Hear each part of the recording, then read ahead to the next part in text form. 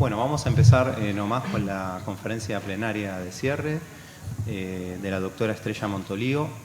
Voy a hacer una breve presentación y ya empezamos con su exposición. Todos la conocen, a Estrella Montolío. Ella es doctora en Filología Hispánica y catedrática en Filología Española por la Universidad de Barcelona.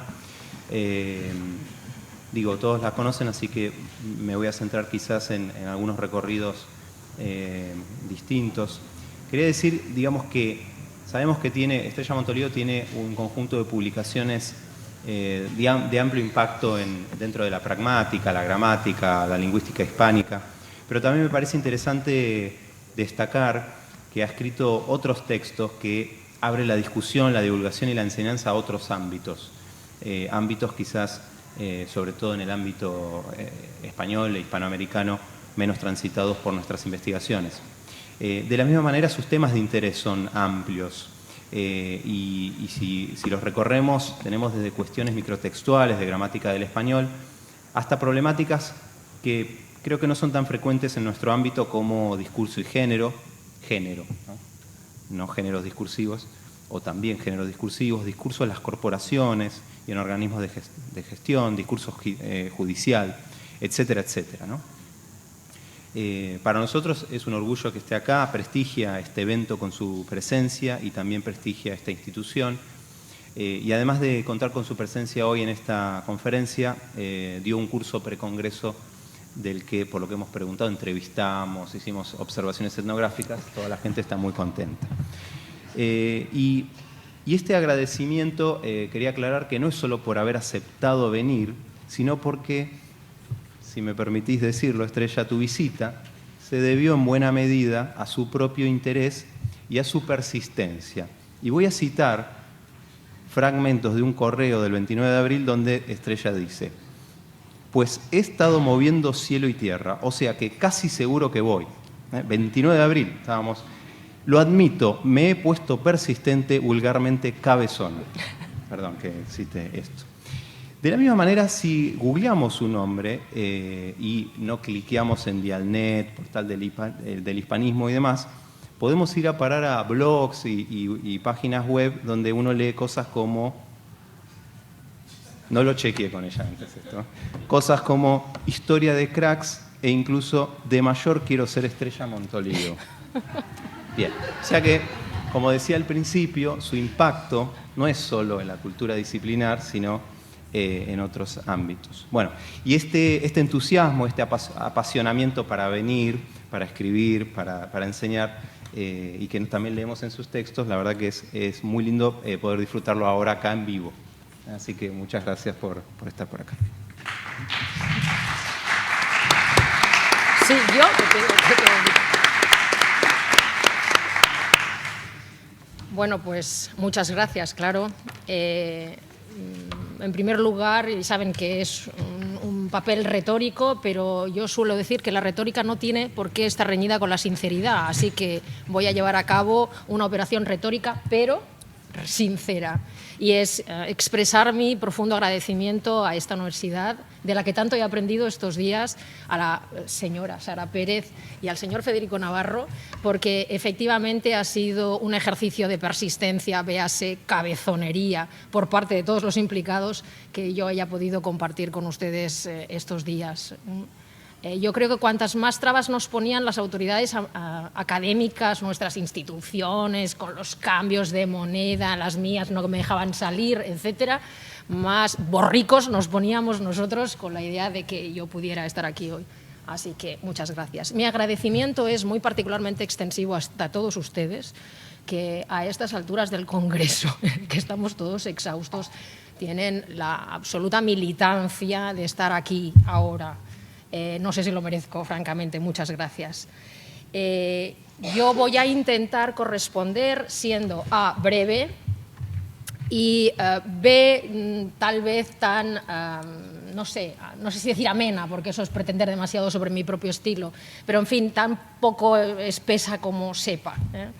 El trabajo que quiero compartir hoy con ustedes tiene que ver con el tipo de invitación que yo recibí en el primer contacto con Federico, que era en relación con todas esas diferentes facetas que ha enumerado él, en relación con mi faceta como investigadora desde la lingüística en escritura académica. Por lo tanto, lo que vamos a compartir ahora tiene que ver con un desarrollo actual que yo estoy investigando, en el que me estoy interesada, que tiene que ver con mecanismos de escritura académica profesional, escritura experta.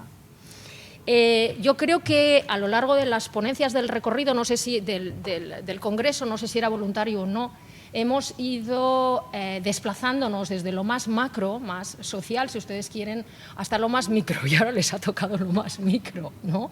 Es decir, que en mi propia presentación yo voy a explicar cuál es la situación de producción de los productos lingüísticos que comentaremos, pero después me voy a concentrar mucho en el propio producto. Es decir, que en algunos momentos vamos a pasar a la mirada de entomólogo de lo que se está produciendo en esos textos. Vamos a poner el microscopio, vamos a mirar si el bichito tiene 6 patitas o 4.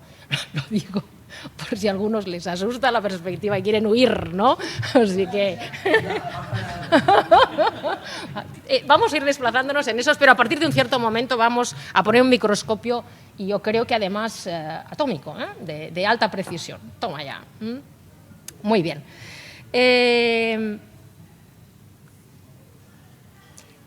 La investigación en cuestión, como les digo, está en curso, por lo tanto no voy a dar datos de esos que tanto le gustan a mi colega y, sin embargo, amigo Giovanni Parodi. Sí.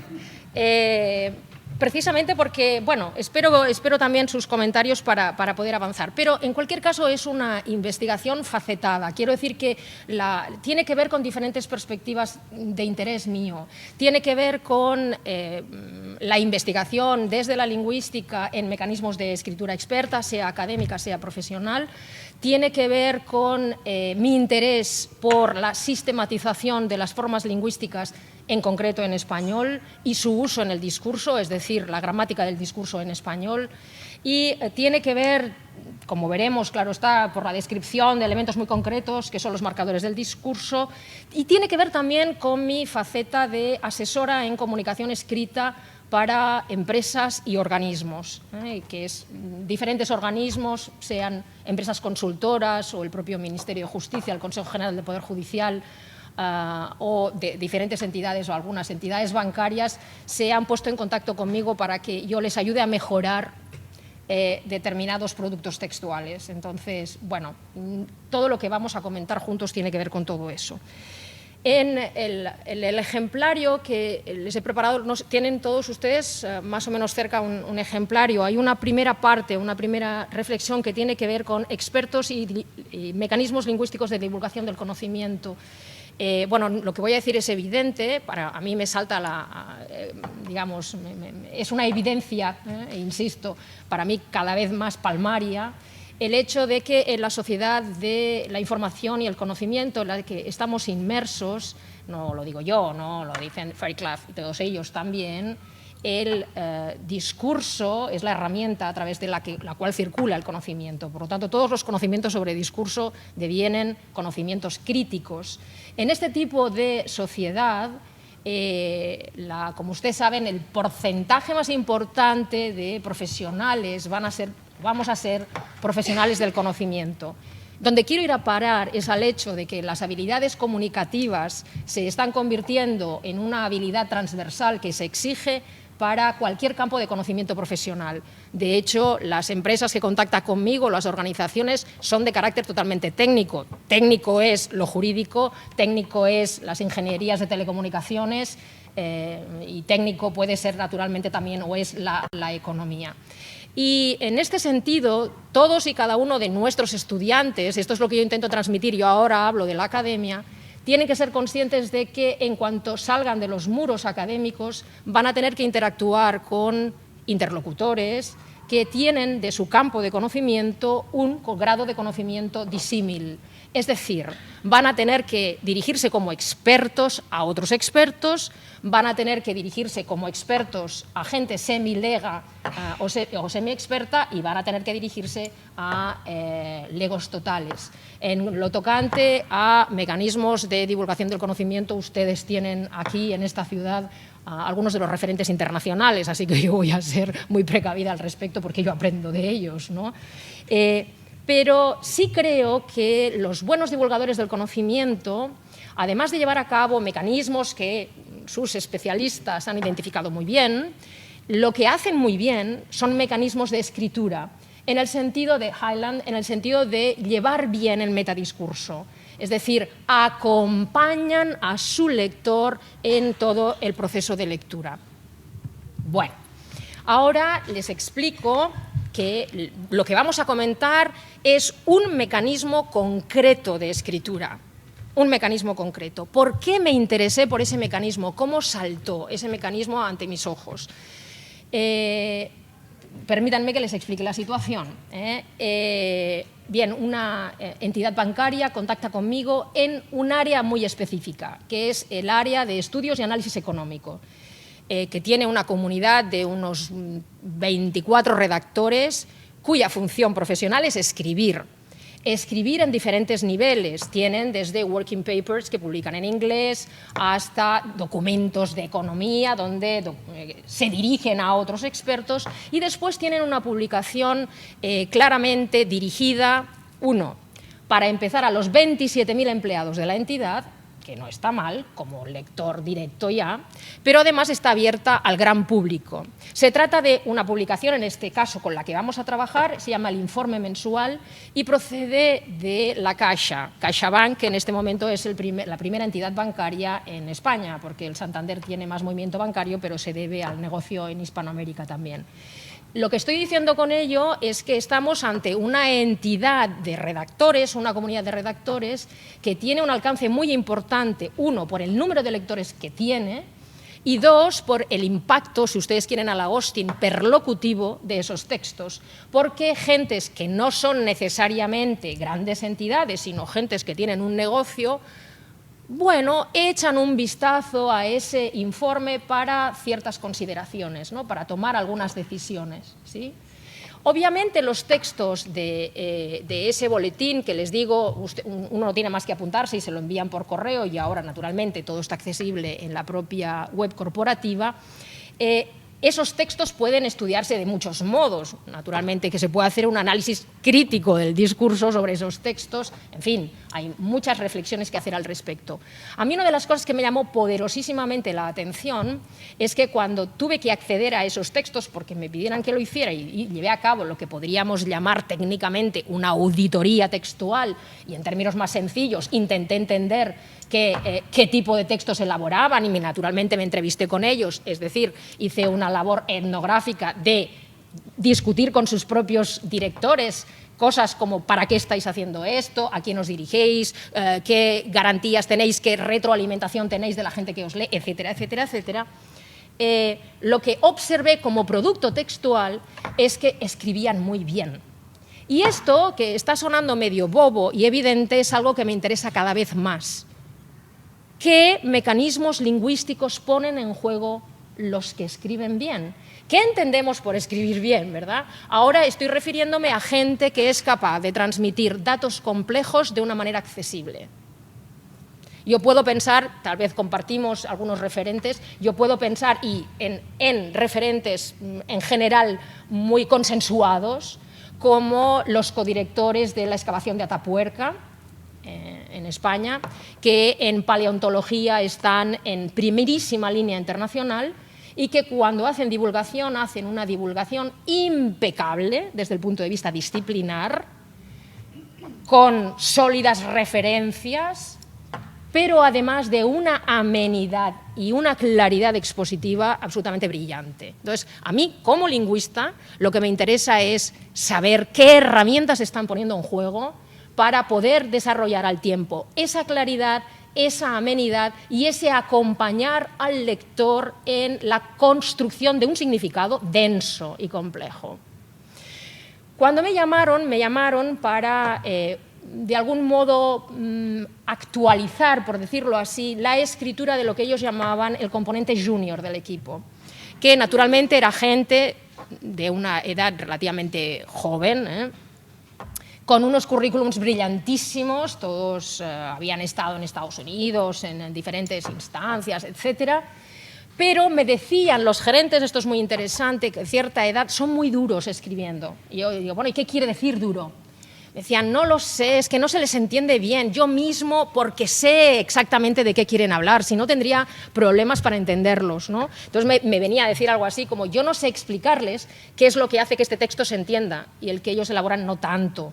Pero bueno, seguramente ese es tu trabajo, ¿no? Entonces, bueno, llevé a cabo esa, como les digo, esa auditoría y observé que entre los diversos mecanismos que sí ponían en juego los senior, que tenían una reflexividad sobre escritura no explícita, sino implícita, pero bueno, lo que se llama la expertise, ¿no?, discursiva de los profesionales que no saben que la tienen, pero la tienen, descubrí que llevaban a cabo, que utilizaban un tipo, y hablaremos de ello, un tipo de encapsulaciones nominales que ahora en el campo de la investigación están muy de moda y que además la profesora Agnew ha citado ahora en su presentación, que son las encapsulaciones nominales. Y ahora hablaremos de en qué sentido las usan bien. Ellos utilizan estas encapsulaciones nominales para guiar la conexión interparafrástica de la lectura, para guiar en realidad la cohesión del texto. Los encapsuladores son muy interesantes como mecanismo de escritura, son fascinantes.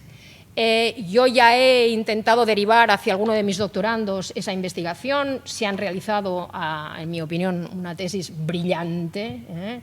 La diferencia entre encapsulación, sinonimia, hiperonimia y otros procedimientos anafóricos, porque hay que establecer en qué se parecen y en qué se diferencian ese tipo de mecanismos lingüísticos. Pero como yo vengo de donde vengo, cada uno tiene aquí sus manías, yo vengo, claro, del estudio de los marcadores del discurso, es una de mis líneas de investigación, pues lo que describí es que en realidad ellos, los senior, estaban manejando muy bien un tipo de conectores textuales que no están descritos en la bibliografía en español, o lo están muy levemente, o no lo están con el necesario hincapié, que son los conectores que conectan, es decir, llevan a cabo eso que tenemos previsto para los conectores, por lo tanto, explicitar cuál es la relación nocional y semántica entre las proposiciones conectadas, pero al tiempo que conectan, encapsulan, es decir, llevan al mismo tiempo una labor de conexión y de cohesión. Naturalmente que sé que la conexión es un tipo de cohesión, pero llevan al mismo tiempo llevan a cabo al mismo tiempo un mecanismo de conexión mediante conectores, mediante partícula y de encapsulamiento nominal, lo cual, como vamos a ver, permite reseguir la lectura de manera mucho más guiada, de manera mucho más cómoda. En realidad, yo les muestro la diferencia es decir, espero que lo que les voy a pedir ahora que contrastemos les permita entender de manera menos metafísica y más clara de qué demonios estoy hablando. Vamos a ver el ejemplo de 1 y el ejemplo de 2. El ejemplo de 1 dice: en el grupo de economías de bajo crecimiento confluyen dos tendencias: la existencia de unos estrechos lazos comerciales y financieros con la eurozona y el esfuerzo por mantener una política económica poco expansiva. A pesar de ello, bueno, aquí les describo brevemente qué es lo que tenemos. Tenemos un conector, a pesar de, tenemos un elemento claramente anafórico, que es ello, que está encapsulando un fragmento un tanto ambiguo anterior. ¿Sí? Ahora bien, ello, en tanto que es un pronominal, es un poco ambiguo en cuanto a su interpretación. Este es un tipo de uso, un tipo de construcción conectiva que utilizan los jóvenes de la redacción, los junior, cuando estaban iniciándose en el estilo de este tipo de documentos. ¿Qué es lo que hacen claramente los seniors? Hacen cosas como 1 bis. En el grupo de economías de bajo crecimiento confluyen dos tendencias: la existencia de unos estrechos lazos comerciales y financieros con la eurozona y el esfuerzo por mantener una política económica poco expansiva.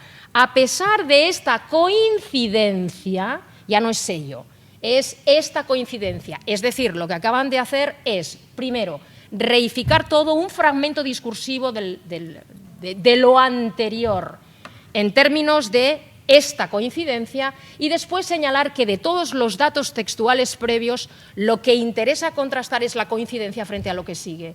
¿Me he explicado? Es decir, que lo que hacen este tipo de estructuras conectivas, como están viendo, no es solo conectar, es guiar extraordinariamente el proceso de lectura. Debo decir que por si, bueno, a mí me parece que tiene interés, como les digo, yo me voy a ir moviendo, espero no marearles mucho, me voy a ir moviendo desde lo muy micro y entomológico de, bueno, y este tipo de conectores, de qué se diferencian de otros tipos de conectores, etcétera, a algo un poco más externo.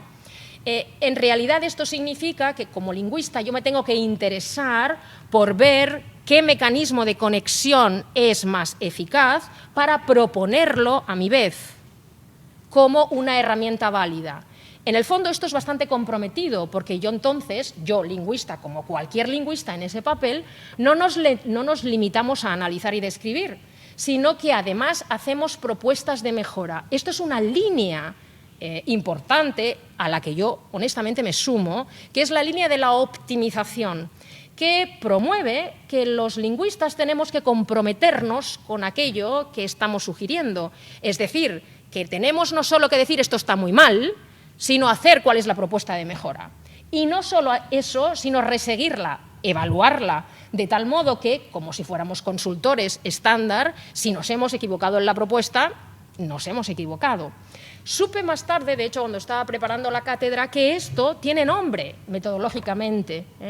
Esto es una perspectiva que se llama Action Research, que indica algo así que la investigación académica puede no ser solo, vamos a decir, intramuros, sino que puede estar también destinada a solucionar un problema en una organización dada. En ese sentido, lo que hace el experto académico es sumarse a una comunidad de práctica, observar cuál es el problema por el cual se le reclama, constituirse en equipo con los profesionales. De hecho, se dice, nos constituimos todos en una comunidad de aprendizaje. Es indudable que el lingüista aprende un montón con los profesionales que le explican por qué escriben de una determinada manera, por qué llevan a cabo unas determinadas prácticas, otras cosas que no han reflexionado, naturalmente esas no, pero es importante elicitar el conocimiento discursivo de los profesionales y entre todos elaboramos unas propuestas de mejora. Dicho esto, si les parece, yo ahora vuelvo a lo micro, vuelvo al bichito, porque ahora, una vez descubierto que este es un mecanismo que los seniors están utilizando muy bien y que además ellos te dicen, te dicen algo como, claro, es que estos jóvenes, claro, dicen a pesar de ello, pero ¿ello qué es? ¿Qué es ello? El pobre, esto es lo que me dicen a mí los seniors, ¿no? El pobre lector, que te puedes imaginar, mucha gente nos lee en el metro, ¿tú te crees el pobre lector ya va a recordar exactamente de todo el párrafo anterior? Y a veces, esto es interesante, el alcance no es el párrafo inmediatamente anterior, son 2 párrafos antes. Esto es algo que nunca hemos estudiado suficientemente. La conexión interparafrástica, ¿qué alcance tiene? Que esto es lo que hemos estado trabajando en el curso de precongreso, ¿no? No es, abro paréntesis, metadiscurso, abro paréntesis. Parecería que hay un presupuesto que indica que la conexión interparafrástica es siempre entre párrafos contiguos, pero cuando todos los que hemos observado de cerca los textos nos damos cuenta de que hay conexiones interparafrásticas que tienen alcance mucho más amplios. Luego, cada vez más, en una situación en la que los lectores siempre están en situación de atención compartida, de atención dispersa, vamos a necesitar conocer los mecanismos lingüísticos que le indican al lector dónde ha de recuperar exactamente la información con la cual se pone en relación la información que sigue. ¿Me explico? ¿Sí? Bien. Bueno, entonces, efectivamente, yo descubro estas secuencias conectivas y fíjense qué cuidadosa estoy siendo a partir de ahora, ya no los voy a llamar más conectores, les estoy llamando secuencias conectivas y vuelvo a la herramienta de útiles de la gramática. Y entonces yo digo, claro, pero yo no puedo decir que estos son conectores. En un sentido lato puedo, pero como soy gramática no puedo. ¿Por qué? Porque los conectores los hemos descrito ustedes y yo, todos los que nos hemos sumado a la descripción gramatical del español, parece que nos hemos sumado a la definición que define marcadores del discurso mediante un membrete de tipo semántico que dice son unidades que tienen un significado especial que sirven para guiar la lectura, las inferencias del interlocutor.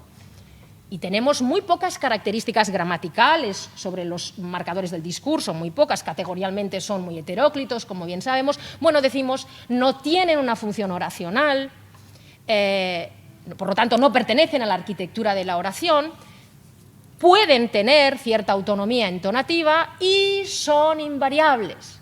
Porque, claro, nosotros tenemos el concepto de partícula muy metido en la cabeza, ¿no? Partícula, adverbio y otras cuestiones conexas son invariables.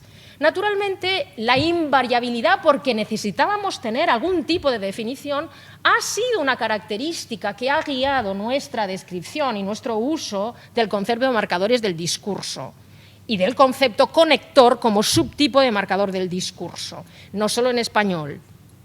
Pero ¿qué ocurre? Que a medida que vamos avanzando encontramos cositas raras por medio que tienen cierta variación. Yo me encontré con ese problema al trabajar en el libro de Conectores de la Lengua Escrita por ese motivo, por esa razón, por ello, por eso.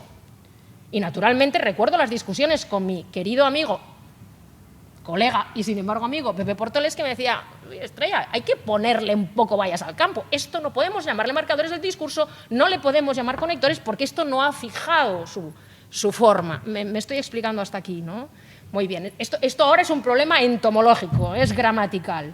Entonces, ahora tenemos un problema como de categorización. Esto le importa un pito a los que escriben en la Caixa. Naturalmente yo esto no les explico nada, pobrecitos, ¿no? Les digo, oye, esto te puede ser muy útil y ya está. Pero yo me voy a mi casa y digo, ¿pero qué demonios es esto?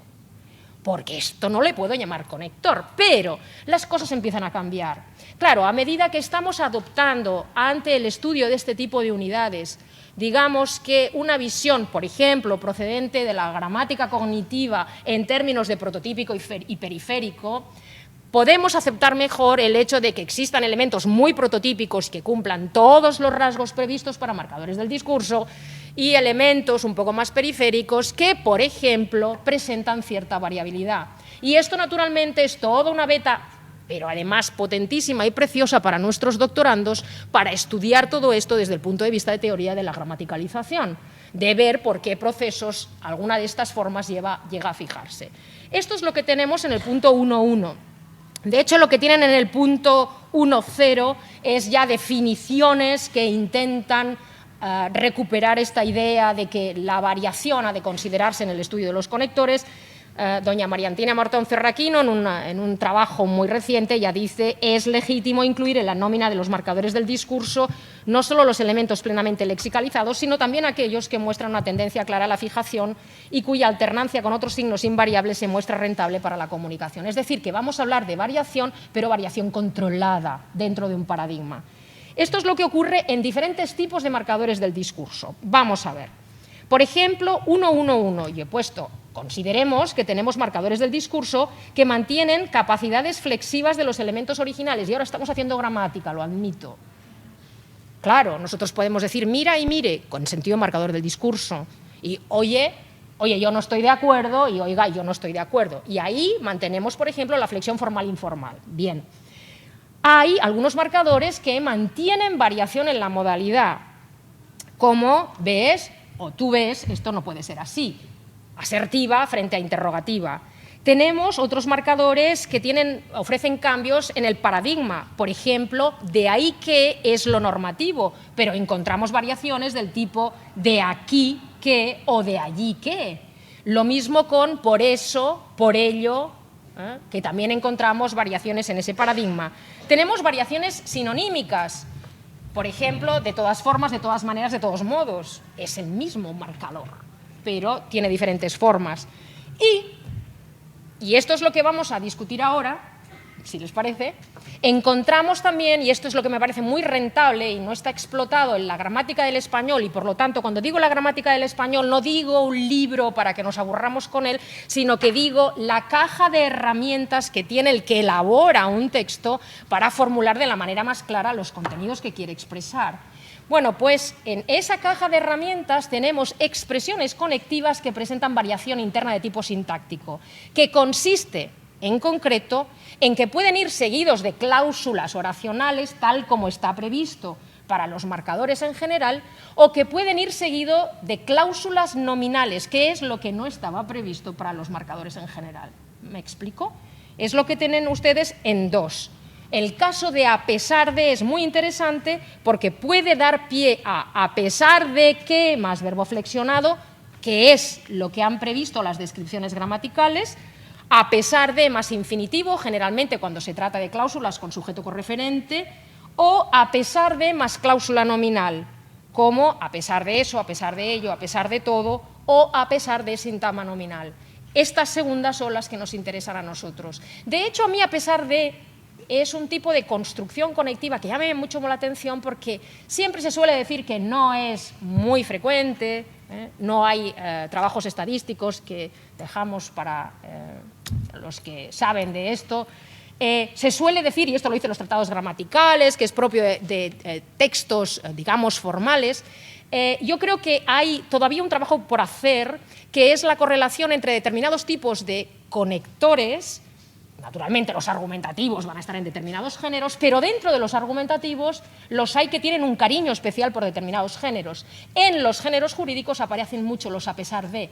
Claro, en los géneros en los que el que escribe busca nominalizaciones o las tradiciones discursivas de los géneros traen consigo nominalizaciones, este tipo de secuencias conectivas aparecen más, porque las permiten, ¿sí? Bueno, por lo tanto, aquí hay un trabajo interesante desde el punto de vista de tradiciones discursivas para hacer. Lo que quiero decir con ello es que este tipo de construcción es muy frecuente. Por ejemplo, en el handout que nos ha entregado, ¿cómo, Ale, tu colega? Andreina, uno de los fragmentos económicos del corpus aparecía la estructura a pesar de más el sintagma nominal, lo cual quiere decir que en textos densos en datos es fácil que aparezca esta secuencia conectiva. Bueno, sigamos. Adelanto. Les he puesto varios ejemplos de la construcción a pesar de que... el corpus, claro, perdón. Yo no puedo manejar el corpus de todos los textos que ellos me han pasado intermedios porque hay cláusulas de confidencialidad de todo tipo, que es muy interesante ver todo el proceso, digamos a decir, de mejora de esos textos. Estos proceden del boletín mensual y proceden del mes de noviembre de 2012. Todos están extraídos de ahí. Tenemos ejemplos de a pesar de que, de manera bastante llamativa, los casos de a pesar de más nominalización son más frecuentes que los de a pesar de que más cláusula verbal. Bueno, les propongo aquí un ejemplo, por ejemplo, de a pesar de, estoy en 2.2, en la página 2.2.2, a pesar de precede una cláusula nominal, por ejemplo, el caso de ello. Sin embargo, la consecución de estos ajustes no se perfila fácil para 2012. En efecto, los datos de contabilidad nacional muestran que el déficit del Estado acumulado durante el primer semestre del año alcanzó el 4,0 del PIB frente al 2,6 del año anterior. Todos los ejemplos son muy depresivos, especialmente para los que vivimos allí, ¿no? Si excluimos los anticipos de las transferencias realizadas a otras administraciones públicas, esta cifra se reduce hasta el 2,8 del PIB. El nulo ajuste responde al desplome de los ingresos indirectos y al aumento del pago de intereses que neutralizó los recortes realizados en materia de consumo e inversión pública. A pesar de ello, y entonces insisto, lo que tenemos aquí es esta idea de contraste entre lo que sigue y lo anterior. Claro, es interesante pensar qué diferencia hay entre a pesar de ello y sin embargo, ¿no? Aquí, claramente, el a pesar de ello permite el encapsulamiento, el movimiento anafórico hacia atrás.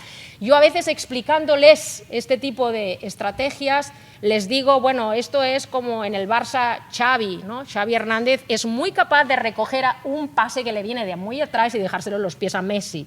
Y esto es lo que hacen este tipo de conectores, en cierto modo. Recogen muy bien pases que a veces vienen de muy largo y se lo ponen en los pies al miembro siguiente. Es decir, que recogiendo de algún modo la metáfora básica del texto como un conjunto de hilos que forma una textura,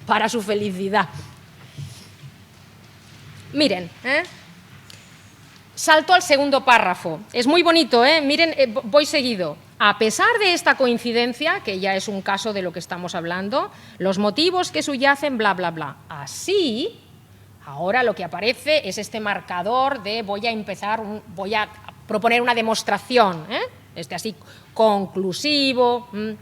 Muy bien, lo que estoy diciendo con ello es que aquí hay un trabajo siempre muy deliberado de guiar las conexiones entre bancos de párrafos que son muy densos, bancos de datos muy densos.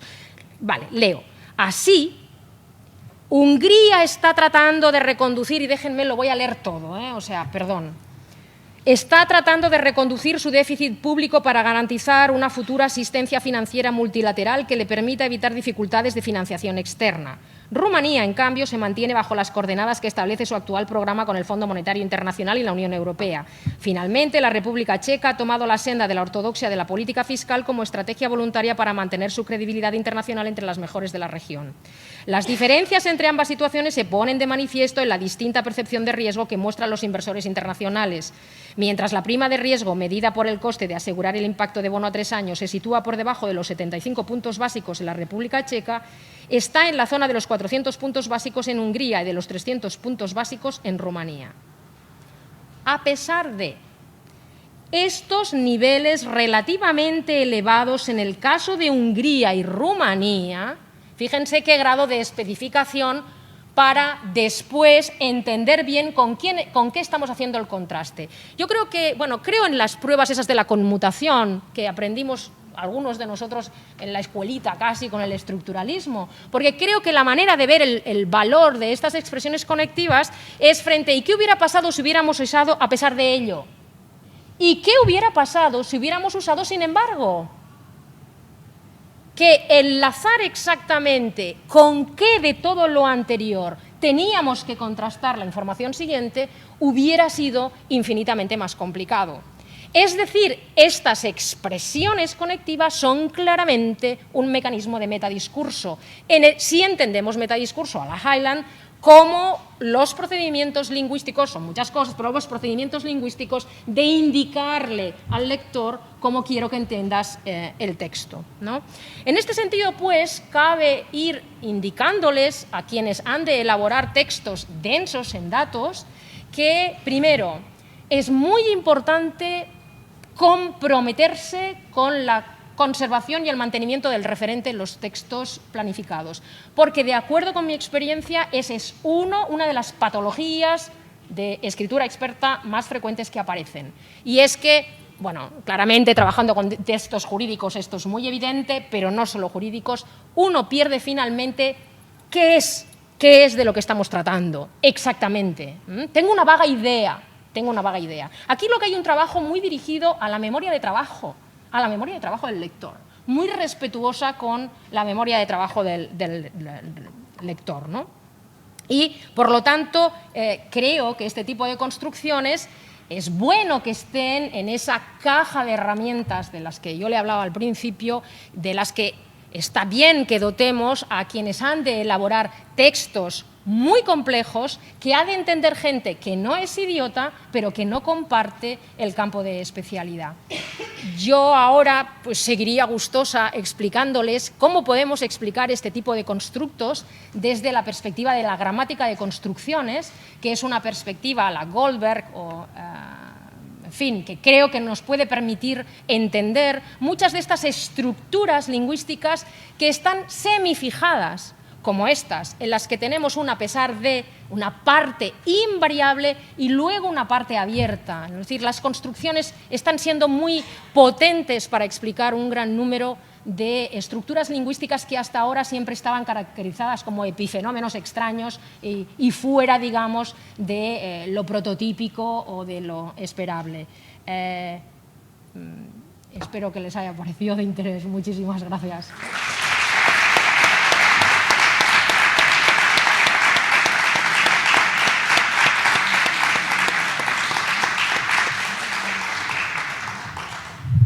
Bueno, Estrella, muchas gracias. Si les parece, abrimos el espacio de preguntas, consultas, discusión.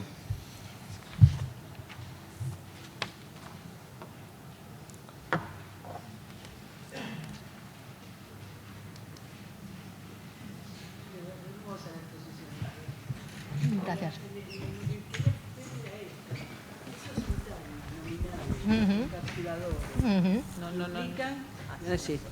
Esos sintagmas nominales encapsuladores, ¿no? Que implican un tipo de categorización, sí, ¿no es cierto? Para que sean eficaces, sí, tienen que tener en lo que precede una orientación argumentativa clara. Sí. Es decir, que ese es el problema. Tú lo has dicho clarísimo, sí, con tu, sí, ejemplo. Es que ha sido un ejemplo sensacional. Bla, bla, bla, bla, esta metodología se basa y no había ninguna metodología antes. No había nada que Muy encapsulara. Bien. Efectivamente, ¿no? Sí. Efectivamente. Sí. Es decir, fíjate que nosotros cuando detectamos las patologías de escritura, rara vez señalamos, aquí hay una encapsulación que es falsa y mentirosa, claro, porque usted está conceptualizando como, sí, metodología algo que previamente no era método. Y no lo tenemos previsto como señalización de un error. Y además es interesante verlo siempre como proceso de construcción de referentes. Eso es. Es decir, y entonces en este tipo de textos ese referente tiene que ser nítido. Eso es. Y por eso son operaciones tan complejas también, ¿no es cierto? Y que vos señalabas la diferencia entre los más jóvenes y los expertos, ¿no? Pero, un hermoso tema. Muchas gracias.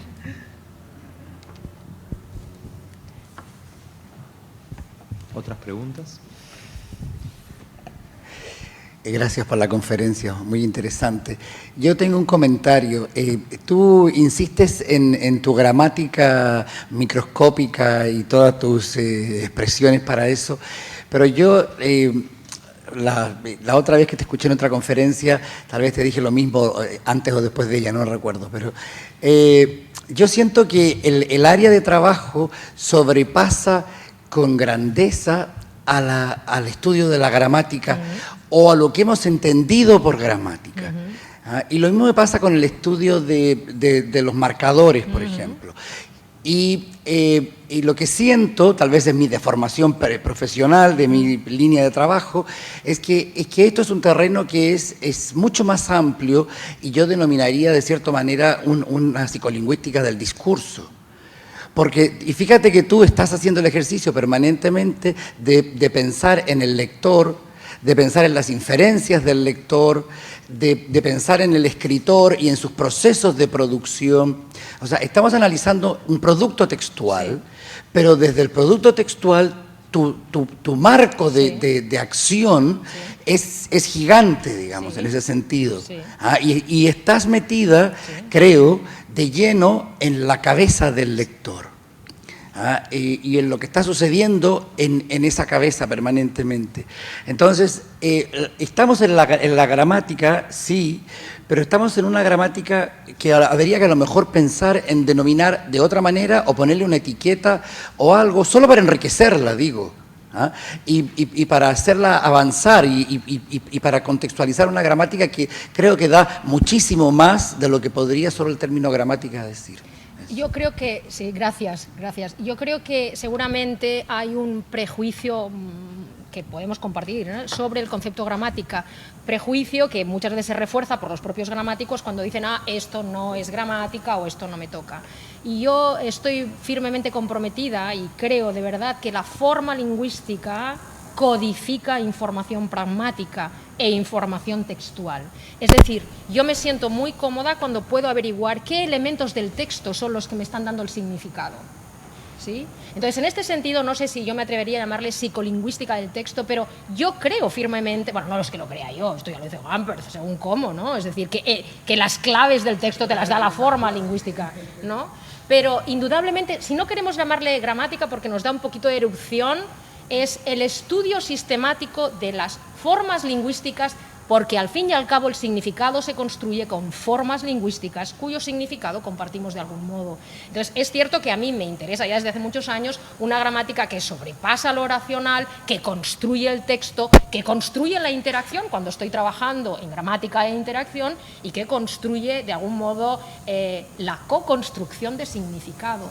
Pero yo por eso me he puesto un poco pesada, porque como Federico ha insistido, soy cabezona y soy persistente en que son las formas lingüísticas las que hacen cosas como los movimientos retroproyectivos y textuales. Bueno, eso lo hace una cosa que se llama determinante y en concreto una cosa que se llama demostrativo.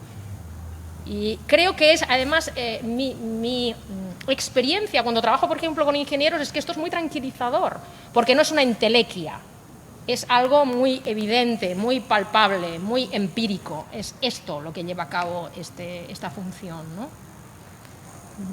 Pero... Tenemos acá y allá. No sé. Obedezco al comunicador.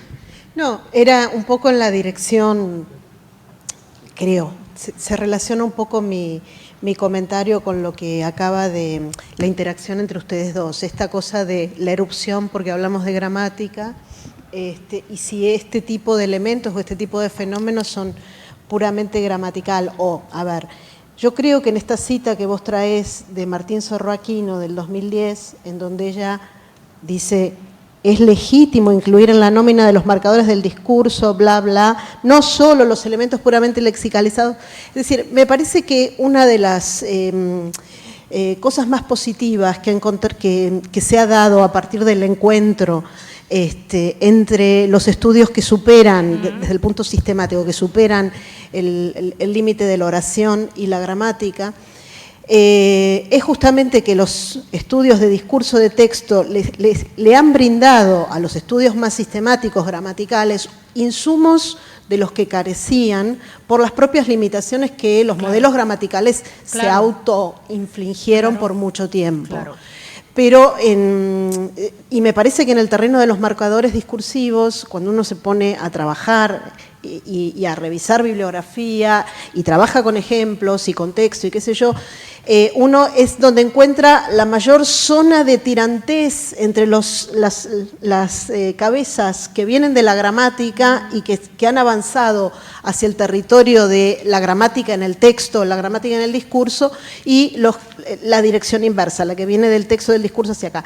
Y me parece que justamente las cabezas gramaticales o formadas en visiones gramaticales más restringidas están por momentos, y sobre todo en estas temáticas, todavía muy influidas por las categorizaciones, por las restricciones, y que se ve el punto de encuentro, no sé, por ejemplo, hay un libro sobre marcadores de discurso reciente que ahora estoy tratando en donde colaboran investigadores alemanes y también mucha gente que trabaja en España sobre marcadores de discurso, en donde se ven las distintas perspectivas y se ven las colisiones y bueno, a mí me parece que el tipo de trabajo que vos haces es sumamente positivo e interesante para enriquecer estas visiones sistemáticas que son y siguen siendo muy, muy importantes, con insumos genuinos que son justamente el lenguaje en uso, ¿no? Claro. Pero... Yo creo que, perdona, sí. Yo creo que doy por sentado que cuando yo concibo gramática, en realidad debería estar hablando de sistematización de formas lingüísticas, porque indudablemente no estoy pensando en gramática oracional, claro. Para mí ya como va de suyo, pero es obvio que si no lo aclaro, pues tal vez podría pensarse que no.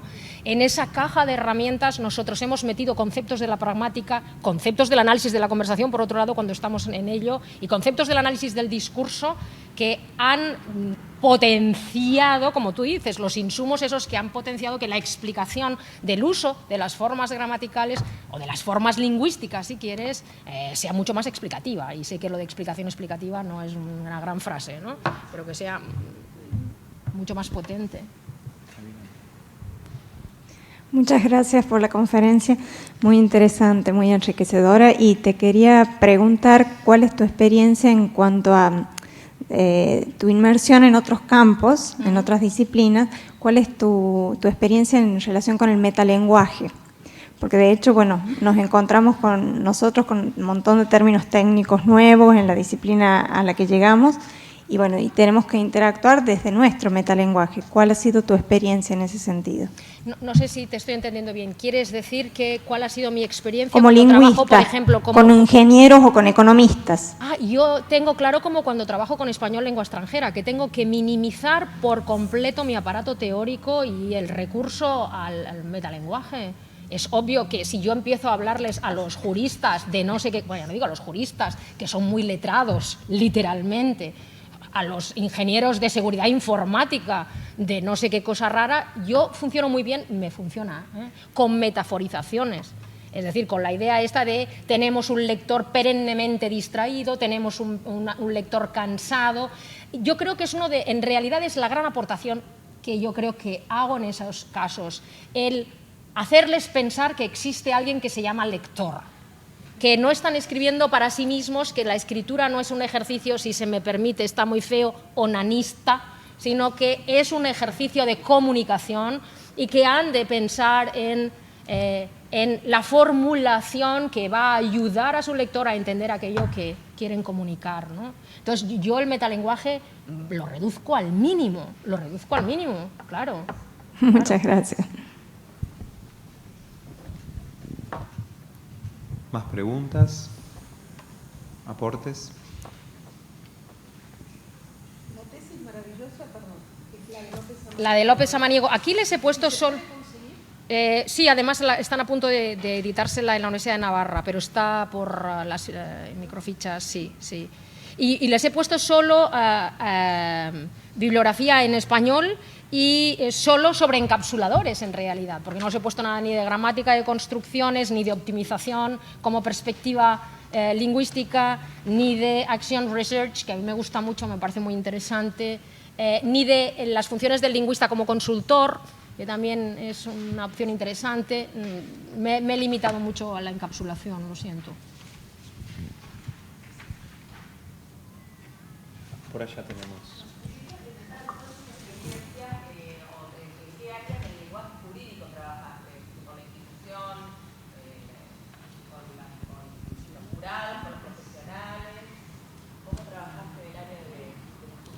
¿Qué me preguntas exactamente, perdón? ¿Cuál es mi experiencia? Sí.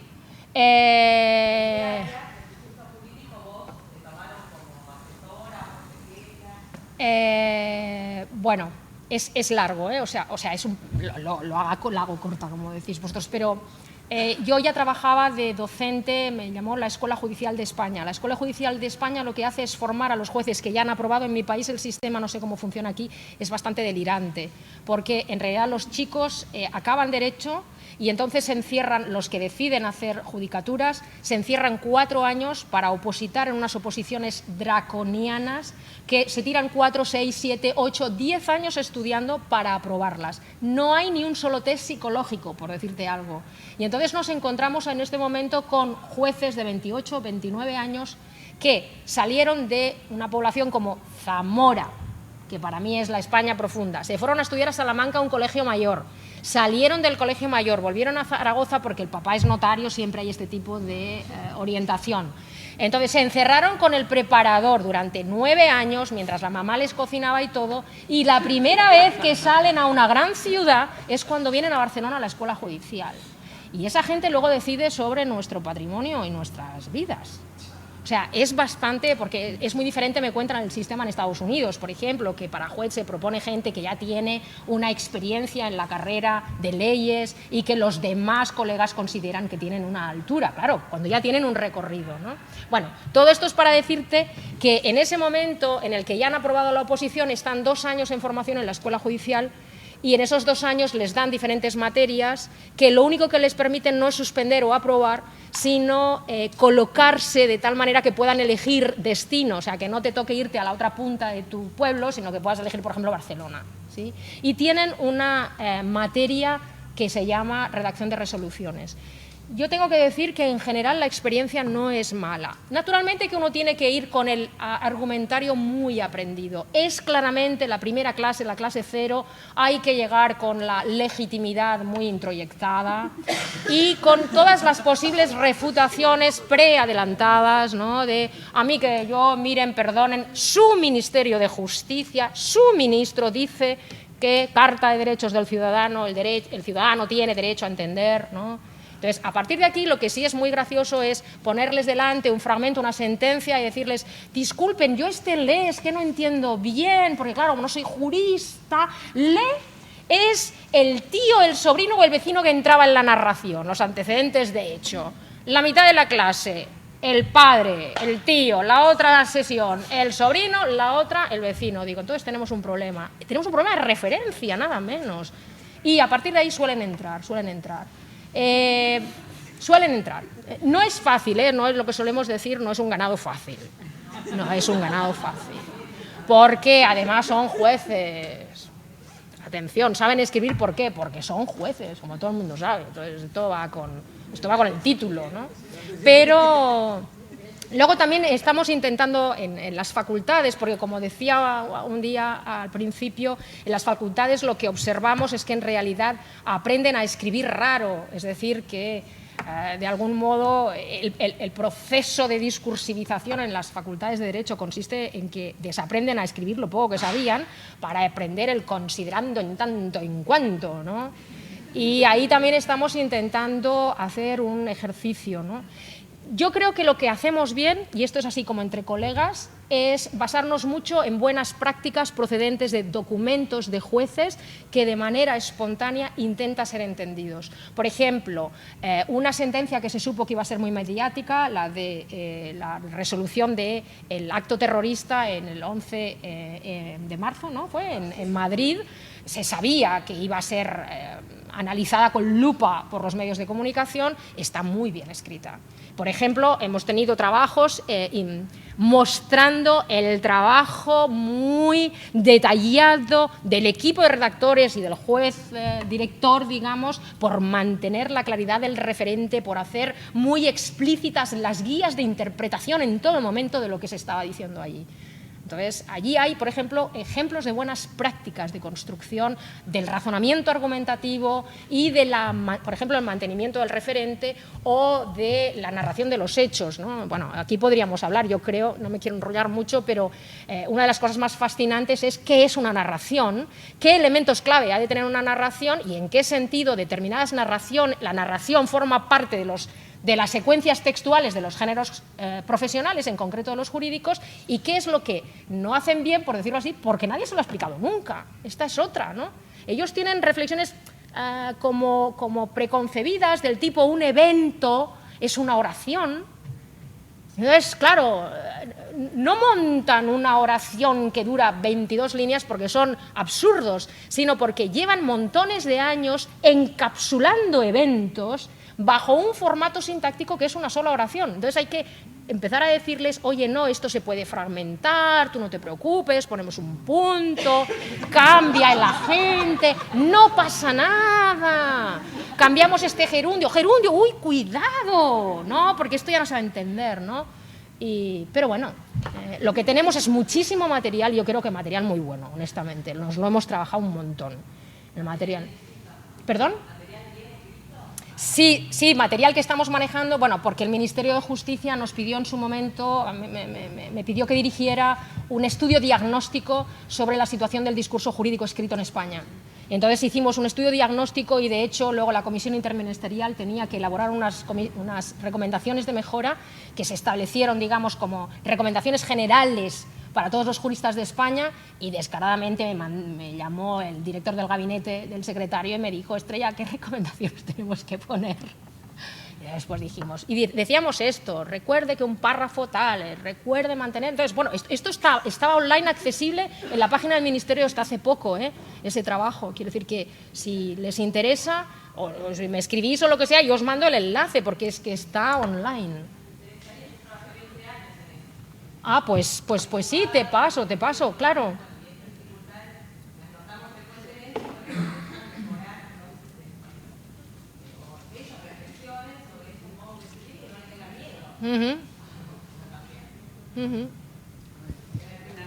Gracias. Una sola cosa, lo que me parece muy importante es que acudan a un lingüista. Es decir, que sean conscientes del problema y consulten a un lingüista, no, nada más que eso.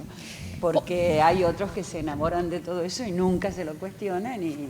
Por supuesto, y, así va, ¿no? Entonces, y no es mérito mío, O sea, bueno, es mérito tuyo la intervención que haces, pero que ellos, digamos, hayan reaccionado frente a algo que conciben como no del todo bien hecho, los señores jueces. Claro, no, ha sido la conjunción, de encontrar una dirección en la Escuela Judicial que apostara por ello, frente al propio Consejo General del Poder Judicial, que consideraba que esto era más o menos una chorrada, ¿no? Decimos allá, Entonces, la dirección de la escuela hace unos años apostó por ello, definitivamente. También una dirección, digamos, que creía de verdad en eso que llamamos el derecho del ciudadano a entender.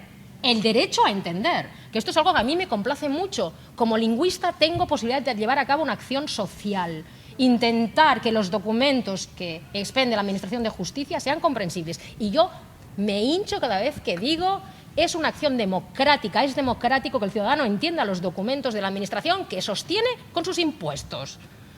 Y esto ahora se lo tienen que tragar, porque el propio Ministerio de Justicia hizo ese movimiento en el 2011. En el 2011 se publicó. Pero bueno, ahora estamos arruinados y entonces tampoco va a haber grandes acciones. La idea era buena, pero por lo menos ese espíritu está. Bueno, si les parece, agradecemos a Estrella. Gracias.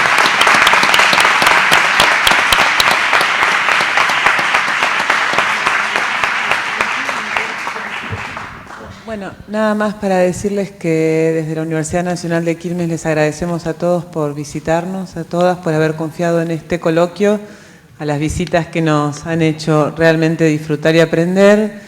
Decirles que por estos pasillos pasaron más de 110 ponentes en distintos momentos y alrededor de 50 asistentes que han pedido certificación, y que hoy la asociación se enorgullece de tener 110 socios activos en Argentina. Así que confiemos en que en la próxima delegación, cuando armen el próximo congreso, nosotros prometemos que vamos a ir. Y muchas gracias a todos, porque la verdad es que han confiado mucho en algo que parecía un poco imposible y que fue posible porque ustedes aceptaron todos venir, y todos, los que expusieron, los que escucharon, los que nos visitaron, Federico, Estrella, cada uno ha puesto su tesón, su empeño. Estrella dice que ha puesto su tesón y Fede lo dice, pero la verdad es que nunca nos imaginamos que nos iba a decir que sí cuando se nos pasó la loca idea, y lo mismo nos pasó con casi todos ustedes, así que muchas gracias por hacer de esto un evento muy, muy productivo y del que estamos muy orgullosos.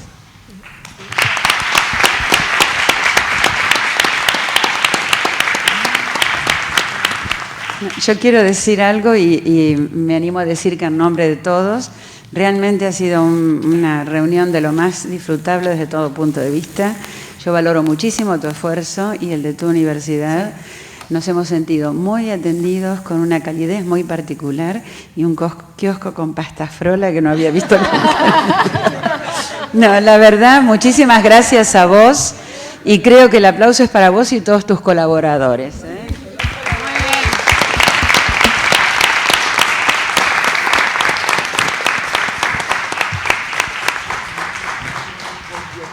Bueno, Sara, a los colegas, a todos y a cada uno de ustedes, en nombre de la Asociación Latinoamericana de Estudios del Discurso, solamente nos resta reiterar algo que ya se ha dicho aquí muchas veces.